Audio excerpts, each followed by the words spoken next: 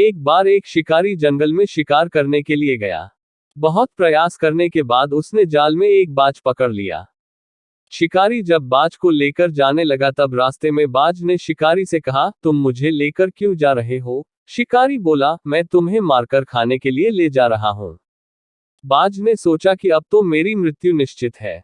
वह कुछ देर यूं ही शांत रहा और फिर कुछ सोचकर बोला, देखो, मुझे जितना जीवन जीना था मैंने जी लिया और अब मेरा मरना निश्चित है, लेकिन मरने से पहले मेरी एक आखिरी इच्छा है। बताओ अपनी इच्छा? शिकारी ने उत्सुकता से पूछा। बाज ने बताना शुरू किया, मरने से पहले मैं तुम्हें 2 सीख देना चाहता हूं, इसे तुम ध्यान से सुनना और सदा याद रखना। पहली सीख तो यह कि किसी की बातों का बिना प्रमाण, बिना सोचे समझे विश्वास मत करना। और दूसरी ये कि यदि तुम्हारे साथ कुछ बुरा हो या तुम्हारे हाथ से कुछ छूट जाए तो उसके लिए कभी दुखी मत होना।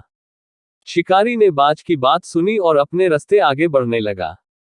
कुछ समय बाद बाज ने शिकारी से कहा, शिकारी, एक बात बताओ, अगर मैं तुम्हें कुछ ऐसा दे दूं जिससे तुम रातों रात अमीर बन जाओ तो क्या तुम मुझे आजाद कर दोगे? शिकारी फौरन रुका और बोला, क्या है वो चीज, जल्दी बताओ। बाज बोला, दरअसल बहुत पहले मुझे राजमहल के करीब एक हीरा मिला था, जिसे उठाकर मैंने एक गुप्त स्थान पर रख दिया था। अगर आज मैं मर जाऊंगा तो वो हीरा इसे ही बेकार चला जाएगा, इसलिए मैंने सोचा कि अगर तुम उसके बदले मुझे छोड़ दो तो मेरी जान भी बच जाएगी और तुम्हारी गरीबी भी हमेशा के लिए मिट जाएगी। यह सुनते ही शिकारी ने बिना कुछ सोचे समझे बाज को आजाद कर दिया और वो हीरा लाने को कहा। बाज तुरंत उड़कर पेड़ की एक ऊंची शाखा पर जा बैठा और बोला, कुछ देर पहले ही मैंने तुम्हें एक सीख दी थी कि किसी के भी बातों का तुरंत विश्वास मत करना, लेकिन तुमने उस सीख का पालन नहीं किया। दरअसल मेरे पास कोई हीरा नहीं है और अब मैं आजाद हूं।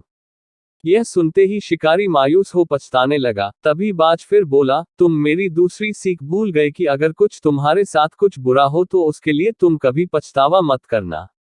इस कहानी से हमें ये सीख मिलती है कि हमें किसी अनजान व्यक्ति पर आसानी से विश्वास नहीं करना चाहिए और किसी प्रकार का नुकसान होने या असफलता मिलने पर दुखी नहीं होना चाहिए, बल्कि उस बात से सीख लेकर भविष्य में सतर्क रहना चाहिए।